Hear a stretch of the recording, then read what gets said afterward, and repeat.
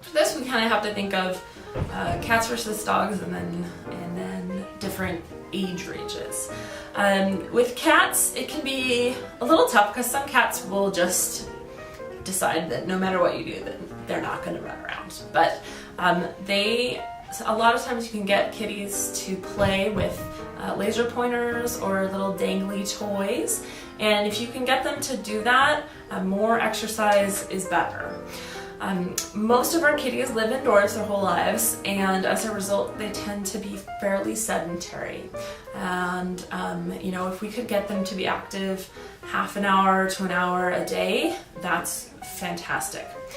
A lot of times when they're young, when they're kittens, they have so much energy, they will just exercise themselves because they'll be running around and jumping and playing. And you should get in on that and enjoy it, but you usually don't have to try to make them do it. They'll just do it on their own. When kitties get older, or if they're having any problems with limping or arthritis, obviously we don't want to push them to do anything that's going to hurt them or make it worse. So if they are overweight or arthritic, we don't want them to be doing things like jumping up and down off of high things, but you might still be able to get them to even walk with you around the house, or maybe still chase the laser pointer, but just not over too many obstacles.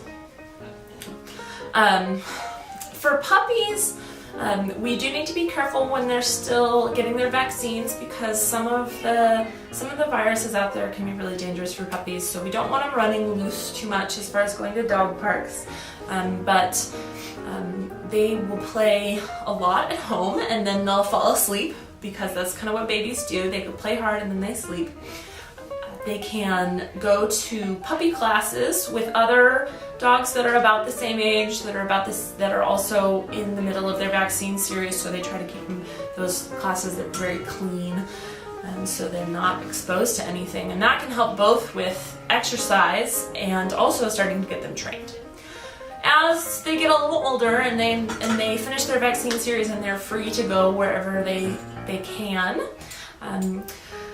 then when they're young, when they're in their first, second, third years, a lot of dogs will be very energetic and very athletic, and there are a lot of great ways to exercise them, including hiking, going to the dog park as long as they're friendly with other dogs. Swimming is great. Swimming is a great low impact exercise, so for any dog that has any problems with their joints, that's a really good exercise. For the most part, dogs will self-limit, by which I mean that when they've had enough, they'll let you know. Not always when they're young, but once they start to get older and maybe they can't go as long, most dogs at that point, they'll let you know. They'll either, they'll go and lie down instead of bringing you the ball back one more time when you're playing fetch. Again, as they get older and maybe have some issues getting around, we don't want to push them past what they're comfortable with. So if you go around the block once and then your friend is saying that is stopping and doesn't want to go any further, then that's okay. And usually when they're letting you know that they don't want to go anymore, then that's just fine. When they're young, they can run and sprint, and as they get older, it'll be more just walking, but that's just fine. If you found this video helpful, please give it a thumbs up and leave feedback in the comments below. Also, please subscribe to see more helpful adoption videos.